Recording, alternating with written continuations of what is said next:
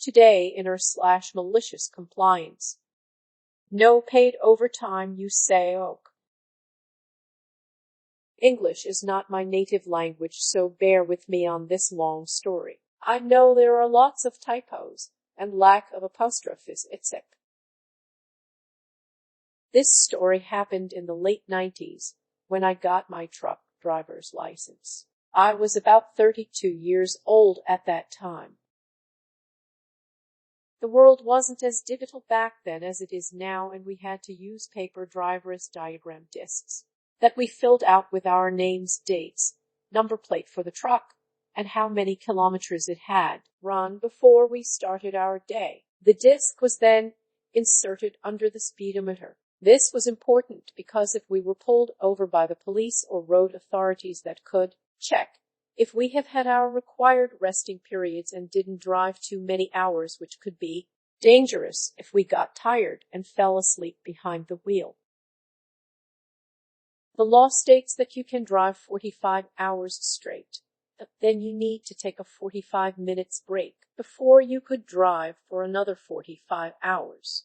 After the second 45 hours, you are not allowed to drive anymore that day and had to take a break till the next day, or at least 11 hours. There are some exclusions to that law that I won't go into that because it's irrelevant to this story. What's relevant, though, is that when you are on your break, you are not allowed to any kind of work at all. There was a little knob on the speedometer that you could switch from driving to other work. This is included into the 45 hours of driving or to break rest. If you were driving from a to bin 4 hours, switched to other work, and loaded, unloaded, or whatever you had to do for 30 minutes, then you had to take a break for 45 minutes. You get the picture. I hadn't been working for a few years due to some major damages I got from an accident when I was hit by a car when I was riding a small motorcycle myself, and I used time to recover from it. Took the opportunity to get the truck driver's license and thought I'd try to get to work again and started applying for jobs. This was the background. Now my story starts. I got a job at a small delivery company that had 6-7 trucks, and we all were driving our own assigned routes. This company was located in another town, and I had to drive my own car nearly 1 hour to get there. My contract with this company said I had to work for 10 hours per day, 7 a.m. to 5 p.m., and I was on salary. Oops, is red flag. Remember the 9-hour per day rule. I was told by my boss not to put in my paper disc under the speedometer before I actually left the loading dock.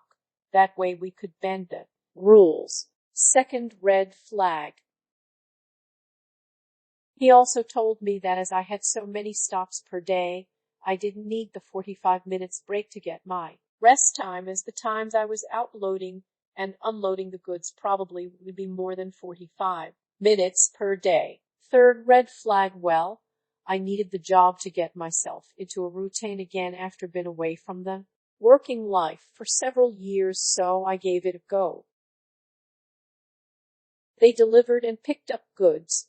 We're going across those routes and shared the goods amongst the drivers on their own loading dock and goods station. Let's say trucker came in with a pallet that were going on truck's route.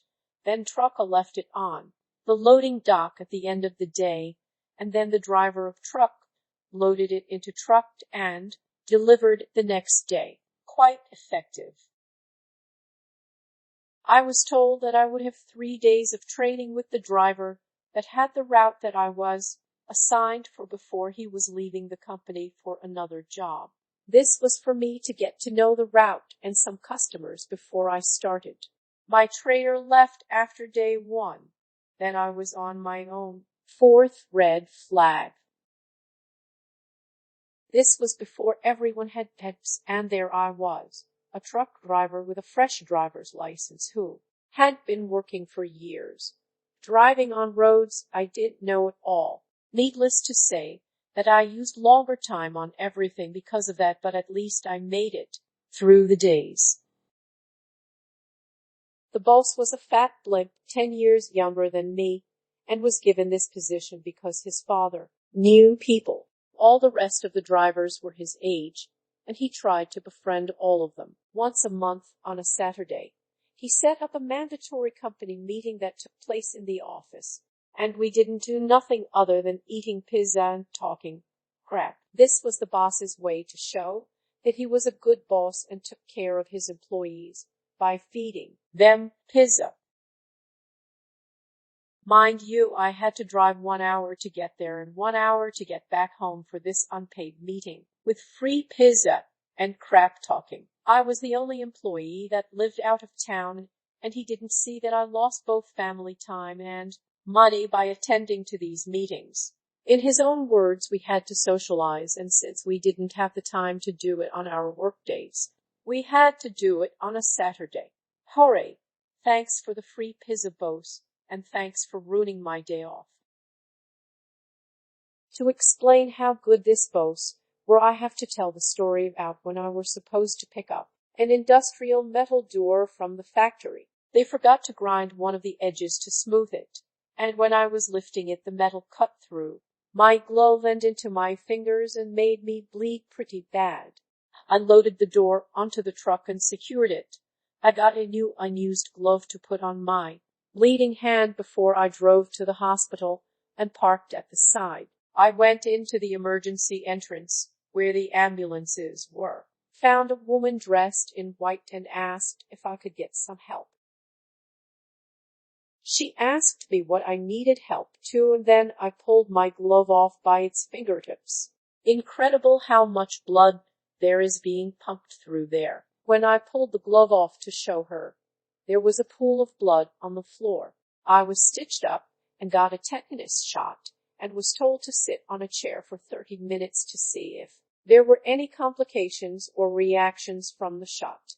After said 30 minutes, I was allowed to drive the truck back to the company, but got discharged from work for 4 days so the wound could heal. When I called this into the office, my boss was pissed off because he didn't need accidents in his reports. If you injure yourself at work here, it is supposed to be reported to the Labor Inspection Service. But I guess he forgot, as it's a lot of papers to fill in, and if you are inspected and found wrong, it will hit the company hard. Wound healed and back at work.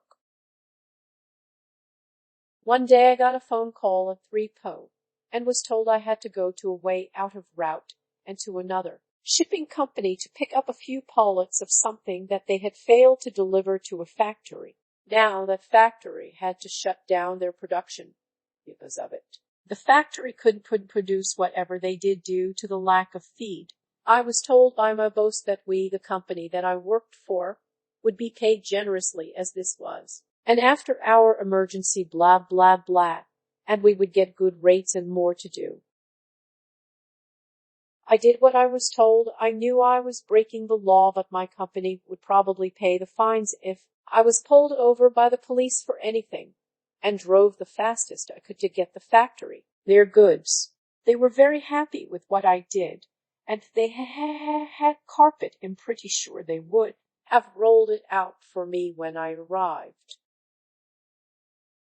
I drove from the factory and to my company's loading dock, where I parked the truck for the night. It was now 9 p.m. Next day, the boss slapped me on my back and told me I did a good job, and I thought so myself as well, even with too many hours behind the wheel. I was on salary, remember. Even though I still have to turn in my timesheets every week, telling when I started work and when I finished each day. We did this manually, and I wrote down my overtime. To my surprise, I didn't get more than usual when we were paid, and I went into the office and questioned my boss about it. The answer I got was, "You are on salary. You don't get paid overtime." When I told them that this wasn't fair, as the company clearly had made a load of money on me driving for them, my boss shrugged and said, and I needed to see that I had to stretch myself a little, as this was a small company, and they needed the money. I was pissed. I went out of the office and slammed the door so hard that I heard the pictures that was hanging on the plaster wall fell down. I got a write-up for that one. Now, the malicious compliance. I started putting in the paper disc driverist that I told you about in the beginning of this story exactly at 7 p.m. and turned the knob to other work. Then I worked for exactly 45 hours and had my 45 minutes break. I stopped my usual delivering and pickups exactly 3 p.m. after that and started driving to our company's loading dock. A truck can only drive as fast as 80 kilometers per hour. If you go over, then you are speeding, according to the law. This was well calculated. From where I usually was located at 3 p.m. It would take me about 1.5 hours to get home, and then I had 30 minutes to unload the truck and get all the goods in it where it was supposed to be in our depot. After these 30 minutes, the clock were 5 p.m. and I was off for the day, as didn't get paid for more than that. After a month or so, I had to switch routes, and I got one that I didn't know again, and thing went slow, just like with the beginning of the previous one. Killips means slow. I continued to do the same and ended my day at 5 p.m. every single day. Now my boss was pissed, but he couldn't do anything about it, as I did my work and the company was losing money every day, hence the pickups and drop-offs not being done. Then he decided to punish me. Well, so he thought. He rented me out to the mother company, the one that actually owned the company that I worked for. I was instructed to drive to a city far from where we were located and pick up a full truck of pallets that were supposed to be distributed the same day by myself. I didn't care what I did or where I was driving. My work day started at 7 a.m. and ended at 5 p.m. Anyway, I loaded the pallets in the said city and started the distribution. I think I got 3 of them delivered where they were supposed to before my 45 hours were up, and I had to take my break. I stopped the truck and started my lunch break. While I was eating, the phone rang, but I ignored it. I was on my break. When my break was over, I called back to the number that called me and spoke to the boss for the day. He wasn't very happy that I took my 45 minutes and not answering the phone, but little could he do about it. He just wanted to know where in the world I was. He wasn't getting happier when I told him that I only had delivered 3 pallets till now. The day went on like normal. I delivered most of what I was supposed to, but I had 4 pallets left on my truck when it was time to start driving back to the company. I called the boss of the day and told him that everything went fine and that I only had 4 pallets left on the truck. He replied that he was glad that it went fine and that delivering those 4 pallets would be no problem, as the places that were waiting for them didn't close their doors before 8 p.m. and was 5 hours ahead.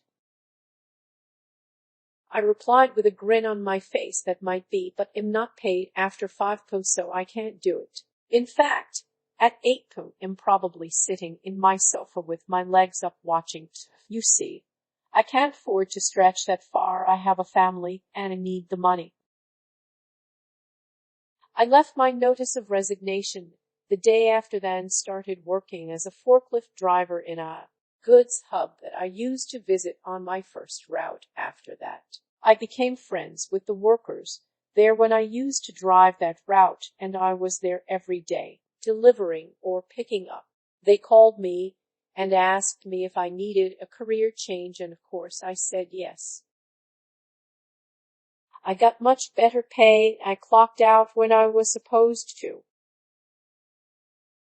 The best thing about this was, after a few months working in that hub, my old boss came in with a small truck. He lost his job as boss, and now he had to be a driver himself. He didn't have a license to drive the heavier trucks, so he was stuck with a small one that was absolute shit to drive as it was underpowered. He came to me with papers that showed that he was to pick up an industrial double steel door, really heavy one. I dropped it off in front of him, told him there you go, then I left him to struggle with it, alone. I hope he didn't cut himself. Edit. Just to clarify things, this did not happen in the US, it happened in a small country. Europe, Norway, all the European countries, well, at least all the members of the European Economic Area have the same rules for truck driving regarding driving, working, resting hours. My country also have laws regarding weekly allowed working hours. Every hour worked over 375 hours per week is considered overtime and should be paid as such. Thanks for listening. Don't forget to like, subscribe, smash the bell, and whatever else our YouTube overlords require nowadays.